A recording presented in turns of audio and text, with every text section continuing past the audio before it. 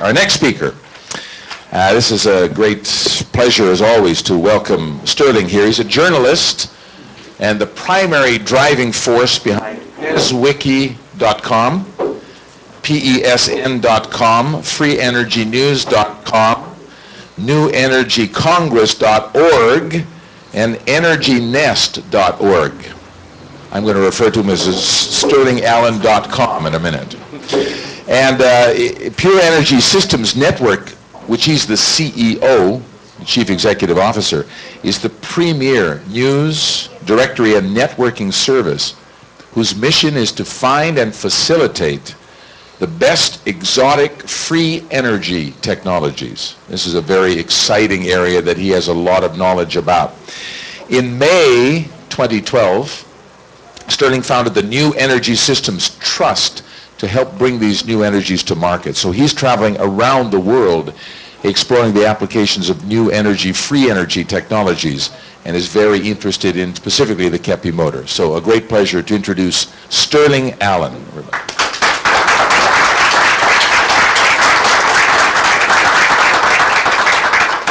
It's great to be here. I'm not going to use my PowerPoint.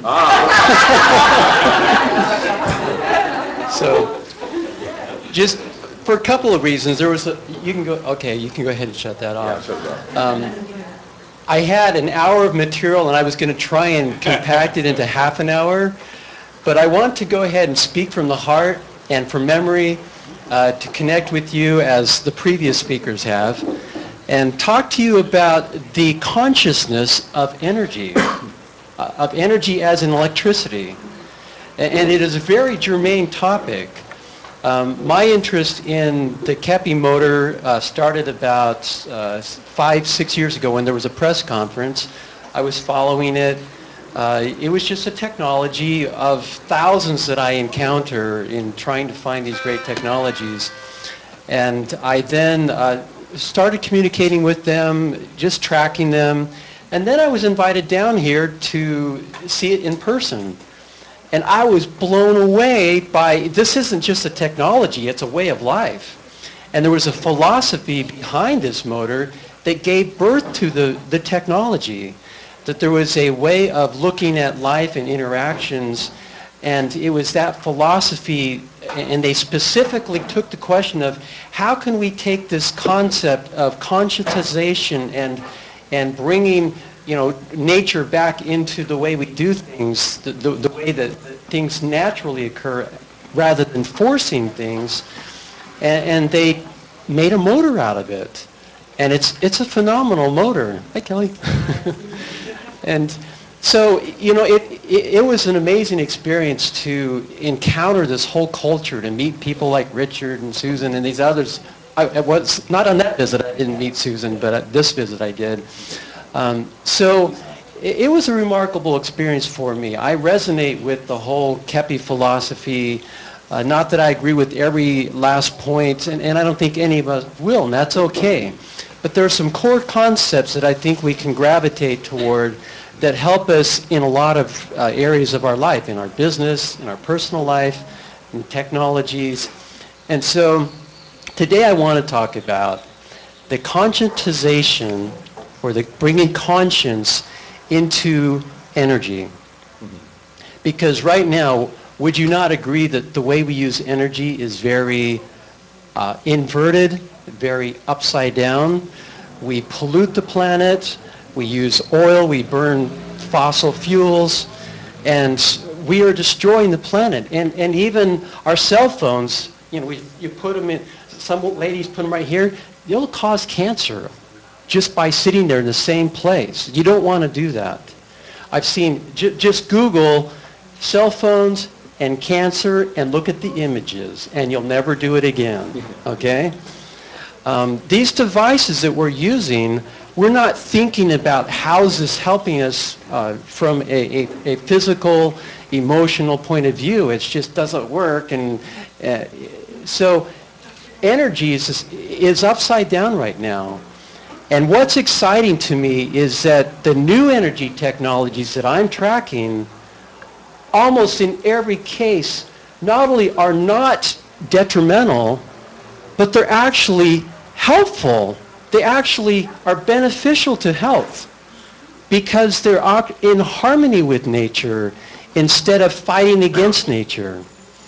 And just as a summary, when I talk about free energy, I'm not talking about lifting yourself up by your own bootstraps, perpetual motion. That's not what free energy is. Free energy means it's free. You don't have to pay for the sun. You don't have to pay for wind. You don't have to pay for geothermal.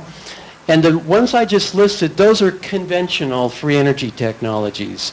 Scientists don't have a problem with those technologies. They understand them. They know where the energy is coming from. Then there are the unconventional free energy technologies. And things like cold fusion, magnet motors, zero-point energy, water as fuel. Now the scientists start getting very nervous and they want to kick you out of the room and call you a heretic, say that you are committing scientific blasphemy, and excommunicate you from the scientific world. The thing is, as you understand more about these exotic free energy technologies, you'll understand why scientists oppose them. And it doesn't have to do with science. It has to do with politics. Because the solar, wind, geothermal, tide, these conventional free energy technologies are expensive. They're more expensive than oil and nuclear, these technologies you're used to that are powering the grid. And so they're cute. People who are rich can afford them, and people who saved for a long time and sacrifice extremely can get them, but they're not available for everyone. The exotic free energy technologies that are scientific heresies are cheaper, almost always cheaper than the conventional technologies. That's why they're opposed primarily. There's this mental concept that surely if this worked, this simple technology, we would have thought of it a long time ago, and we would have been using it, by now. And there's this cognitive dissonance. And so I'm a heretic. And so I don't mind speaking scientific heresy that, first of all, energy comes freely from nature, and there are some cheap versions of it. And as long as it works, that's what matters to me, right? And so as I track these free energy technologies, and I've been doing it for 11 years, full-time, from the time, not even full-time, from the time I wake up to the time I go to bed. What's that? Full-time. Full waking time. Yeah. Full waking time. And in your dreams too. Your life. In my dreams too, yeah. And so I've been immersed in free energy technologies as an advocate and believing that there are new ways of bringing energy that are clean and affordable. Not only affordable, but cheaper, much cheaper. Sometimes these technologies, there are some of these technologies that will be 10 times cheaper, 10 times cheaper than oil and natural gas, the conventional fuels. And so not only will you want to get one, you'll have to get one to stay alive because it's going to be so cheap. You save tons of money, and now rather than working in a job that you hate just to make a living, you'll be able to, because of the money you're saving, you don't have to pay for gas. You'll be able to have flying vehicles and a jetpack that you can strap on and ride to work in a few minutes rather than a few hours. Ooh. Right? Yeah, this is that jetpack is probably within a year away.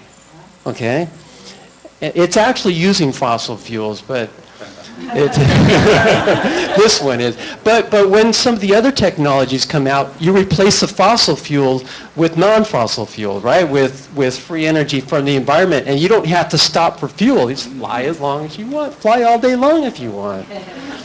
That's coming. the future is on its way. And so I was going somewhere with this. The free energy aspect, and let's bring consciousness into this now, okay? As I have been tracking these technologies, I would say that 11 years ago when I began, we were a few months away from market. We're still a few months away from market, 11 years later, because the inventors he wants $100 million up front, or he doesn't even, he's so paranoid, he doesn't want to talk to anyone, he's worried, he's looking behind his back, somebody's going to hunt him down and kill him, he's worried about his family, or maybe it's the investor comes and he sees it, he's excited, and then he talks to his physicist friend who goes, there's some trick. There's a trick somewhere. And so he walks away. And so what happens is these technologies are so close, but they're not here yet. And so I ask the question, why? Why don't we have these? If they work, don't you just hit the copy button and everyone gets one? It's not that easy.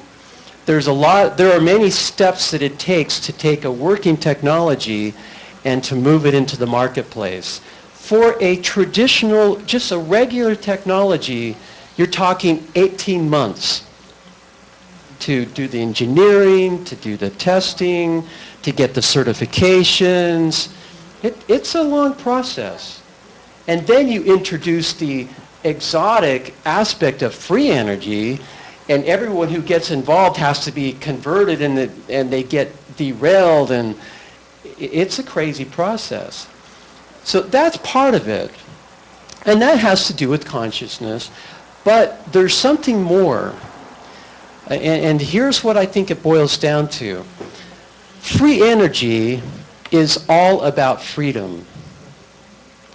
Freedom is not what the current leadership of the world is about. They're about tyranny. They want to control. They want to be empowered. They're addicted to power. They're addicted to their money and the greed and treading down on the backs of the people so they can be rich. It's upside down. The leaders are not serving the people. They are raping the people. And free energy is about freedom. If you can strap on a jetpack and go anywhere you want, that's freedom. If your house can be powered with a device that sits in your garage and you don't have to plug it in, you don't have to worry about the sun's up if it's down, if you have batteries, and your device is just powering, and little service, maybe every 6 months you put some oil in it to lubricate if it's spinning. Some are solid state, no moving parts. Something the size of a postage stamp. You put it on your cell phone, never have to plug it in. 2 to 3 years for market. It's been third-party tested by 4 different groups. Something the size of a business card would power your laptop. Never have to plug it in again. Because you can take a football field-sized area onto a postage stamp through atomic deposition. This is all developed technology. You just have to plug in all the different pieces and make it happen, bring in the funding. But it's been proven. I've seen the working prototype. I've seen the list of third-party testers. Very impressive. Free energy is about freedom. And the powers that be are not about freedom. And so the reason you don't see these technologies is because, number one, we get the government we deserve, and we get the energy we deserve. And right now, our government and our energy are a reflection of us as a people. It's not their fault, it's our fault.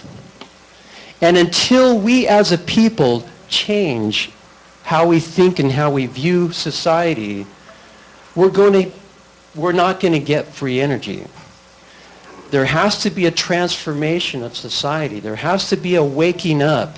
There has to be a conscientization, which is what the Keppe philosophy talks about. And just to go on a tangent for a second, and let's talk about trilogy. What is trilogy?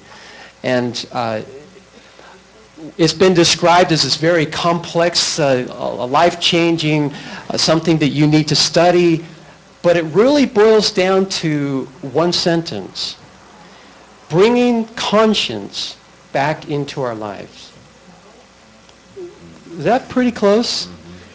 Yeah. And I'm staying with a couple of people, Patricia and Plinio. And he's reading or watching a video right now about the corporation, which is talking about the corruption of capitalism, of not capitalism as in free markets, but as in corporate, really ugly business practices of destroying the planet, all for money, not for ethics. And what has happened is that the corporation, the conscience has been removed, or they have made corporations a person without conscience. Mm-hmm. And Susan's going to write a book about, she doesn't know it yet. No, we were talking about this.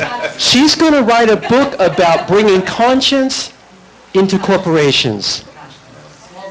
Conscious corporations is, I think that's probably going to be pretty close to the title. I've seen T-shirts, coffee mugs. Yeah, because that's what we need.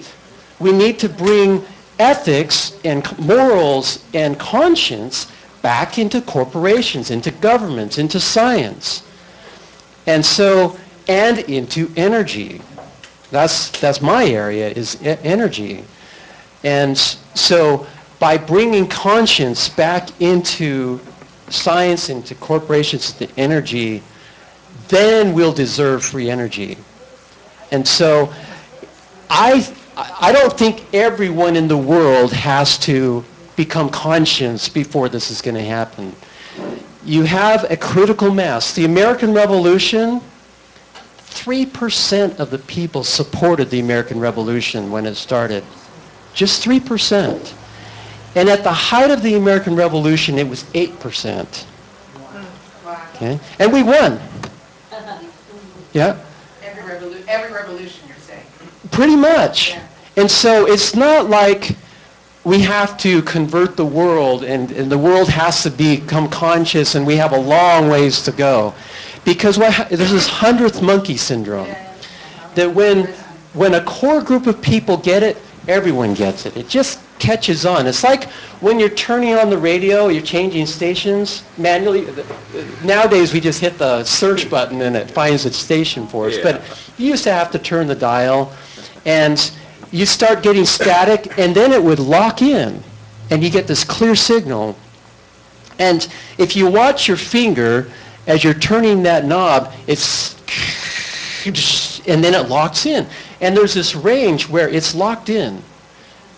It's not, you don't have to be right dead center to be locked in. There's an area where you get this resonance and the signal is strong. And so it's the same thing. When enough people wake up, when enough of society gets it and becomes conscious, everyone's going to kind of lock in. It's going to, as a society, we're going to get it. And so you're among the pioneers. You're among the 3 to 5%, the ones at the very beginning who are going to wake up and start talking to your neighbors and share what you know and implement it in your work. Bring conscience into your business, wherever you work. Go to work and say, we need to become conscious. Let's stop being unconscious bastards, right? And so every one of you can be like leaven in a loaf to influence where you work and what you do. I'm trying to do it in energy, whatever it is that you do. But I would also like to, as an action item, as a take-home, for you to be thinking about free energy and to help me get the word out that there are a lot of free energy solutions out there that we should be adopting. That's part of the awakening process. People waking up and changing and thinking we need to do something different and becoming conscious, getting consciousness back into themselves, into their family, into their works, into energy, into government, into whatever it is that you do. And so when we do that, then it's the world of the Jetsons, right? Where you take out your briefcase and it folds out into this car and you fly away. That really is, we have that kind of capability right now. Just really quick, we talked about these two columns. There's conventional free energy and unconventional. In the 11 years I've been tracking this, I've accumulated a list of the different kinds of technologies. There are 25 genres of conventional. Solar is one genre. And there are tons of different solar technologies, thermal and photovoltaic, and solar is one genre, okay? There are 25 genres of conventional free energy. Waste to energy, biomass, tide, ocean currents. There's 25 that scientists are fine with. This works. No problem. And they're more expensive than conventional. There are 25 unconventional, the ones that the scientists say are impossible. There are 25 of those. So we've got tons of solutions out there. We do not lack for solutions. What we lack is consciousness. That is the turning point. And that's why you guys, associated with these people who are doing these classes and talking about the Keppe motor principles, it's not that Keppe is God and that he's the new Messiah, because Keppe is one of many people who have this understanding and are teaching these principles. But he is a great, the Keppe group and the people who are associated with that are a great place to learn these principles that you need to know in a non-denominational way. This is not about a religion. You don't have to join. You don't have to pay tithing. This is a philosophy that you can read the book and implement it, and you're off and running. And so, any questions? Where's your book? My book. I need to write one. Yeah. Online, you can find me at Free Energy News. Free Energy News. I'm the news guy, okay? freeenergynews.com. .com. And also, I have a lot of websites, but you can find me through that one, and that's easiest to remember. Let's just distill it down. Go ahead. I just wanted to ask, being as you're so knowledgeable in this area of free energy, what exactly in particular excited you about the Keppe motor and the concepts used to develop the Keppe motor? Because it's a Maverick technology, and I love Maverick. No, it's Renegade, Maverick, yeah. About the Keppe motor is, this is how I describe the Keppe motor. You have three kinds of efficiency. One is where working within the existing laws of physics, you're approaching 100% efficiency. So you're tweaking everything is working really well. And so the amount of energy you put in is close to the amount of energy that you get out. The second kind of efficiency is that you're getting some help from the environment. There's something that's showing up, zero-point energy, electrostatic stuff from the environment. Something's showing up to help that you didn't put in. And so the efficiency starts going above what you would expect.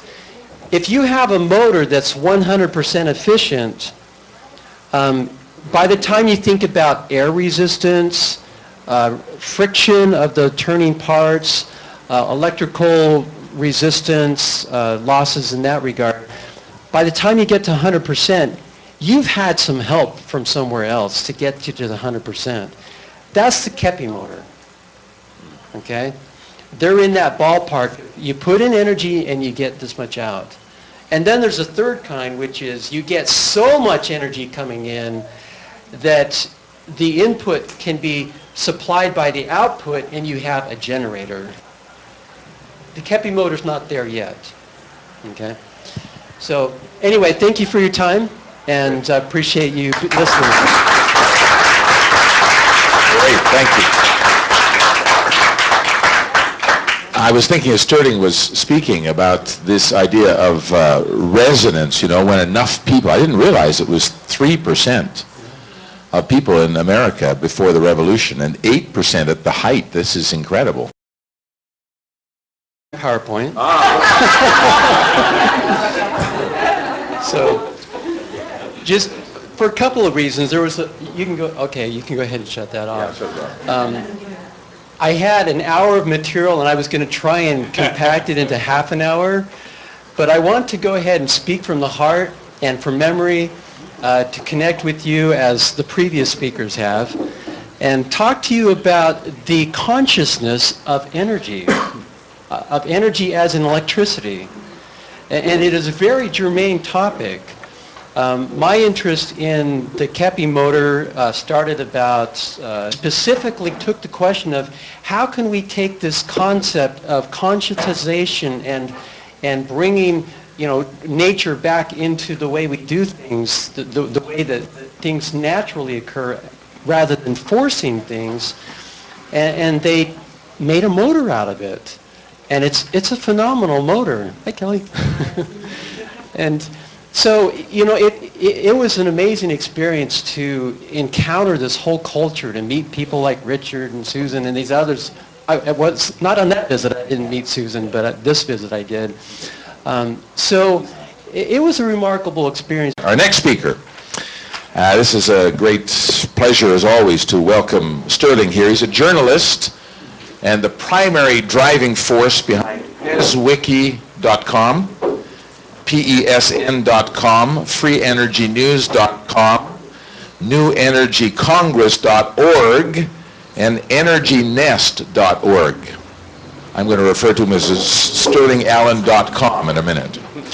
And Pure Energy Systems Network, which he's the CEO, Chief Executive Officer, is the premier news, directory, and networking service whose mission is to find and facilitate the best exotic free energy technologies. This is a very exciting area that he has a lot of knowledge about.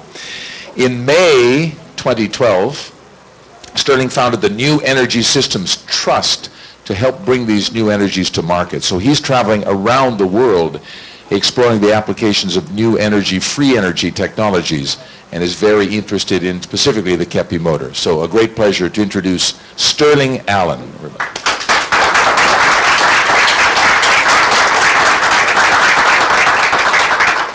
It's great to be here. I'm not going to use my 5-6 years ago when there was a press conference. I was following it.